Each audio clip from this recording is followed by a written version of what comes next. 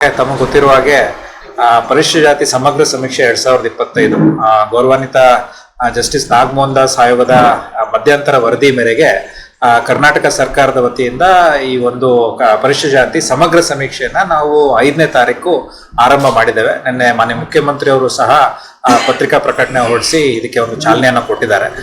ಈಗಾಗಲೇ ಎಲ್ಲಾ ಜಿಲ್ಲೆಗಳಲ್ಲೂ ಕೂಡ ಆರಂಭ ಆಗಿದೆ. ಇದು 3 ಹಂತದಲ್ಲಿ ನಾವು ಈ ಒಂದು ಸಮೀಕ್ಷೆಯನ್ನ ಮಾಡ್ತಾ ಇದ್ದೇವೆ. ಮೊದಲನೇ ಹಂತದಲ್ಲಿ 5 ರಿಂದ 17ನೇ ತಾರೀಕುವರೆಗೂ ಎಲ್ಲ ಮನೆಗಳ ಸಮೀಕ್ಷೆಯನ್ನ ನಾವು ಮಾಡ್ತಾ ಇದ್ದೇವೆ. ಈ ಮನೆಗಳ ಸಮೀಕ್ಷೆಯನ್ನು ನಾವು ಶಿಕ್ಷಕರ ಮುಖಾಂತರ ಅಂದ್ರೆ ಶಿಕ್ಷಣ ಇಲಾಖೆಯಲ್ಲಿ ಇರುವಂತಹ ಶಿಕ್ಷಕರ ಮುಖಾಂತರ ಮತ್ತೆ ಒಂದು ಬೌಂಡ್ರಿ ಜಿಯೋಗ್ರಫಿಕಲ್ ಬೌಂಡ್ರಿಯನ್ನ ಅಥವಾ ಎನ್ಯುಮರೇಷನ್ ಯೂನಿಟ್ ಅಂತ ನಾವೇನು ಹೇಳ್ತೇವೆ ಅದನ್ನ ನಾವು ಮತಗಟ್ಟೆ ವ್ಯಾಪ್ತಿನ ನಾವು ಆಯ್ಕೆ ಮಾಡಿಕೊಂಡು ಈ ಒಂದು ಸಮೀಕ್ಷೆಯನ್ನ ಮಾಡ್ತಾ ಇದ್ದೇವೆ. ಈ ಒಂದು ಸಮೀಕ್ಷೆಗೆ ಶಿಕ್ಷಣ ಇಲಾಖೆಯಿಂದ ಮತ್ತೆ ನಗರ ವ್ಯಾಪ್ತಿಯಲ್ಲಿ ಸಂಬಂಧಪಟ್ಟ ಬಿಲ್ ಕಲೆಕ್ಟರ್ಸ್ ಆಗಿರ್ಬೋದು ಅಥವಾ ಪಂಚಾಯತಿನಲ್ಲಿ ಪಂಚಾಯತ್ ಸೆಕ್ರೆಟರಿ ಆಗಿರ್ಬೋದು ಇಂಥವರೆಲ್ಲ ಅವರ ಒಂದು ಮೇಲುಸ್ತುವಾರಿನಲ್ಲಿ ನಾವು ಆಯ್ಕೆ ಮಾಡಿಕೊಂಡು ಒಟ್ಟಾರೆಯಾಗಿ ಸುಮಾರು 65,000 ಅಷ್ಟು ಎನ್ಯುಮರೇಟರ್ಸು ಮತ್ತೆ ಮೇಲ್ವಿಚಾರಕರು ಅವ್ರನ್ನ ಉಪಯೋಗಿಸ್ಕೊಂಡು ನಾವು ಈ ಒಂದು ಸಮೀಕ್ಷೆನ ಮಾಡಿಸ್ತಾ ಇದ್ದೇವೆ. ಈಗಾಗಲೇ ಮೊದಲನೇ ಹಂತದಲ್ಲಿ ನಿನ್ನೆ ಆರಂಭ ಆಗಿದೆ. ನಿನ್ನೆ ಸಾಯಂಕಾಲದವರೆಗೂ ಸುಮಾರು 10,746 ಕುಟುಂಬಗಳು ಸಮೀಕ್ಷೆಯನ್ನು ಮುಗಿಸಿದ್ದಾರೆ. ನಿನ್ನೆ ಮೊದಲನೇ ದಿನನೇ ಮೊದಲನೇ ದಿವಸದ ಆರಂಭದ ಇವತ್ತು ಬೆಳಿಗ್ಗೆಯನ್ನು ಕೂಡ ಸುಮಾರು ಒಂದು 6,000 ಅಷ್ಟು ಸಮೀಕ್ಷೆ ಮುಗಿದಿದೆ ಸರ್, ಮಾಹಿತಿ ನನಗೆ ಬಂದಿರೋದು. ಸಾಯಂಕಾಲ ಅಷ್ಟೊತ್ತಿಗೆ ನಾವು ಇನ್ನೂ ಇಂಪ್ರೂವ್ ಆಗುತ್ತೆ ಅಂತ ಭಾವಿಸ್ತೇನೆ. ನಿನ್ನೆ ಯಾವುದೇ ರೀತಿಯಾದ ತೊಡಕುಗಳು ಬಂದಿಲ್ಲ ಸಮೀಕ್ಷೆಯಲ್ಲಿ. ನಾವು ಅದನ್ನು ಮಾನಿಟರ್ ಮಾಡಲಿಕ್ಕೆ ಅಂತೇಳಿ ಪ್ರತ್ಯೇಕವಾಗಿ ಜಿಲ್ಲಾ ಮಟ್ಟದಲ್ಲಿ ಜಿಲ್ಲಾಧಿಕಾರಿಗಳ ನೇತೃತ್ವದಲ್ಲಿ ಸಮಿತಿಗಳನ್ನ ರಚಿಸಿದ್ದೇವೆ. ಮತ್ತು ತಾಲೂಕು ಮಟ್ಟದಲ್ಲಿ ಉಪವಿಭಾಗಾಧಿಕಾರಿಗಳ ನೇತೃತ್ವದಲ್ಲಿ ಸಮಿತಿಗಳನ್ನ ರಚಿಸಿದ್ದೇವೆ. ಇವರೆಲ್ಲ ಅದನ್ನು ಮೇಲುಸ್ತುವಾರಿ ತಗೊಂಡು ಆ ಒಂದು ವ್ಯಾಪ್ತಿನಲ್ಲಿ ಯಾರ್ಯಾರು ಮೇಲ್ವಿಚಾರಕರು ಯಾವ ರೀತಿಯಾಗಿ ಮಾನಿಟರ್ ಮಾಡಬೇಕು ಅಂತ ಹೇಳ್ಬಿಟ್ಟು ಸ್ಪಷ್ಟವಾಗಿ ನಿರ್ದೇಶನವನ್ನು ಕೊಟ್ಟಿದ್ದೇವೆ ಆಯೋಗದ ಮುಖಾಂತರ ಮತ್ತು ಸರ್ಕಾರದ ವತಿಯಿಂದ. ಸೊ ಈಗಾಗಲೇ ಸುಸೂತ್ರವಾಗಿ ಯಾವುದೇ ರೀತಿಯಾದ ತೊಂದರೆ ಇಲ್ಲದಲೇ ಈ ಒಂದು ಸಮೀಕ್ಷೆ ನಡೀತಾ ಇದೆ. ತಾಂತ್ರಿಕ ಸಮಸ್ಯೆಗಳ ಪರಿಹಾರಕ್ಕೂ ಕೂಡ ನಮ್ಮ ರಾಜ್ಯ ಸರ್ಕಾರದ ಏನು ಇ ಗವರ್ನೆನ್ಸ್ ಡಿಪಾರ್ಟ್ಮೆಂಟ್ನ EDCS ಅಂತಿದೆ, electronic delivery for citizen services ಅಂತ ಹೇಳ್ಬಿಟ್ಟು ಪ್ರತ್ಯೇಕವಾದ ಒಂದು ಸಂಸ್ಥೆ ಇದೆ. ಆ ಒಂದು ಸಂಸ್ಥೆ ಮುಖಾಂತರ ಈ ಒಂದು ಆ್ಯಪ್ನ ನಾವು ಡೆವಲಪ್ ಮಾಡಿರುವಂಥದ್ದು. ಈ ಆ್ಯಪ್ನಲ್ಲಿ ಒಟ್ಟಾರೆಯಾಗಿ 42 ಪ್ರಶ್ನೆಗಳನ್ನ ನಾವು ಇದರಲ್ಲಿ ನಮೂದು ಮಾಡಿದ್ದೇವೆ. ಅದನ್ನು ಆಯೋಗದ ಮುಖಾಂತರ ನಾವು ಅನುಮೋದನೆ ಪಡೆದು ಈ 42 ಪ್ರಶ್ನೆಗಳ ಮುಖಾಂತರ ಪರಿಶಿಷ್ಟ ಜಾತಿಯ ಸಾಮಾಜಿಕ ಮತ್ತು ಆರ್ಥಿಕ ಸ್ಥಿತಿಗತಿಗಳ ಬಗ್ಗೆ ಅವರ ಬೆಳವಣಿಗೆಗಳ ಬಗ್ಗೆ ನಾವು ಅದನ್ನು ಸಮಗ್ರವಾಗಿ ಒಂದು ಸಮೀಕ್ಷೆಯನ್ನು ಮಾಡ್ತೇವೆ.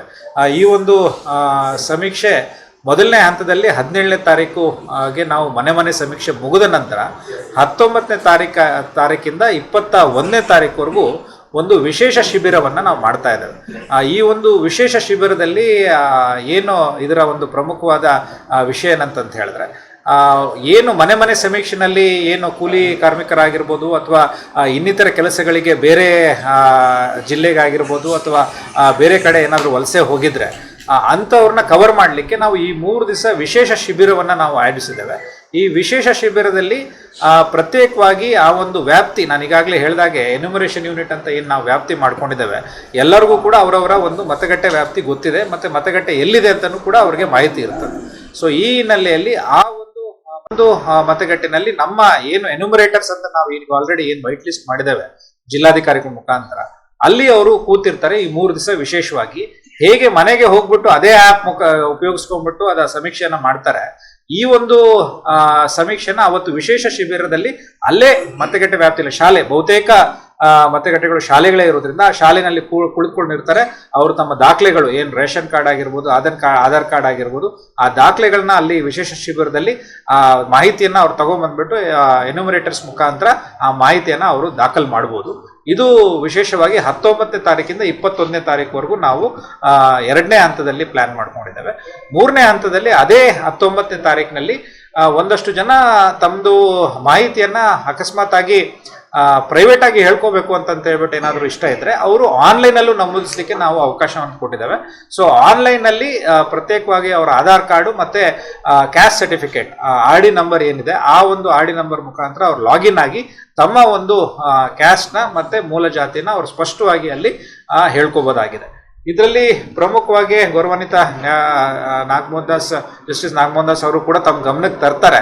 ಈಗಾಗಲೇ ಹಳೆ ಸಮೀಕ್ಷೆಯಲ್ಲಿ 2011ನ ಇಸ್ವಿನಲ್ಲಿ ಆಗಿರುವಂಥ ನ್ಯಾಷನಲ್ ಸೆನ್ಸಸ್ ಸಮೀಕ್ಷೆಗಳಲ್ಲಿ ಬಹುತೇಕ ಪರಿಶಿಷ್ಟ ಜಾತಿಗೆ ಸೇರಿದವರು ಸುಮಾರು ಶೇಕಡ 43ರಷ್ಟು ಆದಿ ಕರ್ನಾಟಕ, ಆದಿ ಆಂಧ್ರ, ಆದಿ ದ್ರಾವಿಡ ಅಂತ ತಮ್ಮ ಜಾತಿಯನ್ನು ನಮೂದಿಸಿದ್ದಾರೆ. ಒಟ್ಟು ಪರಿಶಿಷ್ಟ ಜಾತಿಯಲ್ಲಿ ಒಂದೊಂದು ಗುಂಪು, ಈ ಒಂದು ಗುಂಪಲ್ಲಿ ಒಟ್ಟು 101 ಕ್ಯಾಸ್ಟ್ಗಳಿರುವಂಥದ್ದು. ಈ 101ರಲ್ಲಿ 3 ಕ್ಯಾಸ್ಟ್ಗಳು ಆದಿ ಆಂಧ್ರ, ಆದಿ ದ್ರಾವಿಡ ಮತ್ತು ಆದಿ ಕರ್ನಾಟಕ, ಶೇಕಡ 43ರಷ್ಟು ನಮೂದಿಸಿರುವಂಥವ್ರು. ಇಂಥವರು ಸ್ಪಷ್ಟವಾಗಿ ತಮ್ಮ ಮೂಲ ಜಾತಿಯನ್ನ ಹೇಳ್ಕೊಳ್ಳೋದಕ್ಕೆ ನಾವು ಆ್ಯಪ್ನಲ್ಲಿ ಪ್ರತ್ಯೇಕವಾಗಿ ಅದನ್ನು ಅವಕಾಶವನ್ನು ಕಲ್ಪಿಸ್ಕೊಟ್ಟಿದ್ದೇವೆ. ಆದ್ದರಿಂದ ಆಯೋಗದ ಮುಖಾಂತರ ಹಾಗೂ ಸರ್ಕಾರದ ಮುಖಾಂತರ ನಾನು ಎಲ್ಲರ ಹತ್ರನೂ ಮನವಿ ಮಾಡೋದೇನಂತ ಹೇಳಿದ್ರೆ, ಈ ಒಂದು 3 ಕ್ಯಾಸ್ಟ್ಗಳು ತಮ್ಮ ಕ್ಯಾಸ್ಟ್ ಸರ್ಟಿಫಿಕೇಟ್ನಲ್ಲಿ ಏನು ನಮೂದಿಸಿದ್ದೀರಾ, ಆದರೆ ಮೂಲ ಜಾತಿಯನ್ನು ಸ್ಪಷ್ಟವಾಗಿ ತಾವು ಹೇಳಿದ್ರೆ ಆಯೋಗಕ್ಕೆ ತಮ್ಮ ಒಂದು ಟರ್ಮ್ಸ್ ಆಫ್ ರೆಫರೆನ್ಸ್ ಸರ್ಕಾರದಿಂದ ಏನು ಕೊಟ್ಟಿದೆ ಆ ಒಂದು ಟರ್ಮ್ಸ್ ಆಫ್ ರೆಫರೆನ್ಸ್ ಪ್ರಕಾರ ಅದನ್ನು ಕಾರ್ಯನಿರ್ವಹಣೆ ಮಾಡ್ಬೋದಾಗಿದೆ. ಮತ್ತು ವರದಿ ನೀಡಲಿಕ್ಕೂ ಕೂಡ, ಸರ್ಕಾರಕ್ಕೆ ವರದಿ ನೀಡಲಿಕ್ಕೂ ಕೂಡ ಒಂದು ಒಳ್ಳೆಯ ಒಂದು ಅವಕಾಶ ಕಲ್ಪಿಸಿದಂಗೆ ಆಗ್ತದೆ ಅಂತ ಹೇಳ್ಬಿಟ್ಟು ನಾನು ಆಯೋಗದ ಮುಖಾಂತರ ಹಾಗೂ ಸರ್ಕಾರದ ಮುಖಾಂತರ ನಾನು ಕೋರ್ಕೊಳ್ತೀನಿ.